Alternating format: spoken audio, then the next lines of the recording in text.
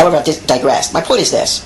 Without the concept of self-propelling matter, science has no humanly intelligible theory as to the source of impetus for the Big Bang. If a science class is going to talk about a Big Bang, self-propelling matter merits mention as a likely source of impetus for that explosion, given the fact that self-propulsion is obviously the dominant impetus in human motility, as I've already shown. Specifically, I have shown that self-propulsion germinates in free choice. Therefore, since it is highly likely that self-propelling matter launched the Big Bang, the explosion was probably an act of free choice. This possibility can and should be mentioned in a science class, although it should be left to the student to decide for himself whether the self-propelling entity that freely chose to launch the Big Bang should rightly be called God. Therefore, I'm not suggesting that science classes need to teach full-blown creationism as such. I'm merely stating that a science class should do two things. First of all, it should always avoid excessive dogmatism. That is to say, it is fine for a science textbook to be filled with dogmatic statements if and only if the appropriate disclaimers are clearly mentioned in the preface. Second, a science class should not leave the student with the false impression that inert matter by itself easily accounts for all the observed data in our universe. Students should be informed that reality probably consists of both inert matter and self-propelling matter. And that's really all I want to say about science classes. The rest of this discussion is not proposed as a set of topics suitable for science classes, but rather as a response to Thunderfoot's attempt to portray religion as irrational. Now, I've demonstrated that free will resides in the soul, but this suggests that consciousness as a whole belongs to the soul rather than to the body. After all, free will entails that the soul be consciously aware of all the various possible courses of action. Obviously, this raises the question as to what role the body and brain play in conscious experience. Do they contribute? Yes, they do, but this will take a moment to explain. In a self-propelling soul, motion and thought are closely related items. Free choice is an act of thought that causes the soul to physically move. Thus, if I freely choose to begin forming within my mind a concept, this choice sets in motion various currents of thought within my mind, flowing in patterns that aim to fully formulate the concept in an increasingly crystal clear manner. During this process, however, there is a grave danger of my thought currents becoming excessively scrambled or disordered. In other words, I could easily become a complete vegetable or lunatic. The role of the brain and body, therefore, is to house the soul in such a way as to organize my currents of thought. The brain and body electrochemically help to steer my thought currents in patterns conducive to accurate sensory perception, intelligent reasoning processes, self-preservation, and emotional well-being. It's a two-way street because, on the one hand, my self-propelling thought currents often drive my body and brain, but on the other hand, the body and brain sometimes drive my thought currents. It's a sort of partnership, if you will. For example, a young boy doesn't give much thought to girls until puberty produces hormones that incline his thoughts toward the desirability of women. Another example of the partnership is that we often don't give much thought to food until our bodies store up within our minds electrochemically the painful sensation of hunger. To me, it only seems intuitively certain that consciousness belongs to the soul instead of to the body. After all, an ordinary particle of matter is by definition an absolute simplicity, in the sense of being a non-sentient, unconscious, non-self-aware lump of inert matter. To suggest that such a dead mass can suddenly become conscious is as absurd as suggesting that it can suddenly become self-propelling. That's just not going to happen, folks. According to atheists, consciousness arises when these dead particles begin to move in a particular set of patterns, such as we find occurs in the brain. Now, frankly, that doesn't make any sense. For one thing, it is counterintuitive to suggest that a particular pattern of motion has an absolute monopoly on consciousness. It would be far more logical to suggest that any particle engaged in any kind of motion is consciousness somewhat. But more to the point, there's no logical reason why applying motion to a dead particle should make it self-aware and capable of feeling sensations such as pain. For instance, if I used an electrical source to pulse some electrons along some wires, I would hardly live in fear that I had created consciousness or induced sensations of pain. Indeed, if mere patterns of motion give rise to consciousness, then one is led to suspect that the entire planet Earth as a whole is one large conscious brain upon which we should tread lightly as to avoid imparting to it a migraine headache. Here, too, the atheistic paradigm of reality reduces to nothing more than a logical absurdity. To summarize, consciousness is clearly not a property that a particle can acquire over time by means of mere motion. If the particle is conscious at the outset, it will remain conscious. If it was dead at the outset, it will remain dead. Period. At least René Descartes was logically consistent on this point. He was a famous philosopher and mathematician who developed the Cartesian coordinate system still used in all math and science textbooks of today. Descartes held that all men have a soul, but insisted that animals do not have a soul. On this basis, he concluded that animals are mere unconscious machines incapable of feeling pain. He dismissed an animal's apparent screams of pain as a misleading mechanistic response triggered by its inner machinery. Although Descartes was logically consistent, he was surely mistaken to dismiss animals as unconscious machines. They not only feel pain, but even exhibit the power of intuition. For example, dolphins communicate with one another intelligently, and gorillas have been trained to form simple sentences using American Sign Language. Indeed, a mature gorilla is more intelligent than a human baby. The fact that animals are clearly conscious indicates the presence of a soul within them. The upshot is that God is intimately involved with every creature. He takes it upon himself to place a soul within each creature, and then makes the effort to keep the soul imprisoned within that creature until death.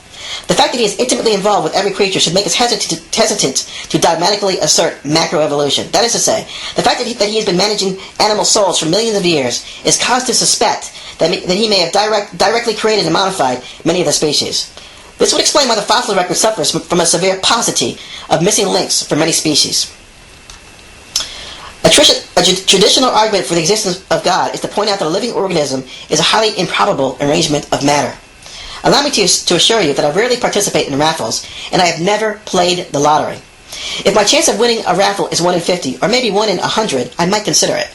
Anything more than that, and I'm generally not interested, because I'm simply not optimistic that I'm going to win. I just don't like low odds, and I want absolutely nothing to do with them. To defuse the improbability argument, however, Thunderfoot asks us to consider a particular pebble. As a matter of fact, there's probably no pebble in the universe exactly identical to this pebble. Therefore, this pebble is an exceedingly improbable arrangement of matter, and yet not only does it exist before our very eyes, points out Thunderfoot, we don't even need to postulate an intelligent designer as the origin of the pebble. That's his argument. However, it seems to me there are two possible ways to interpret his argument. First, maybe he is trying to tell us that a highly improbable event can in fact happen. Okay, if that's his point, then I would certainly have to agree with him.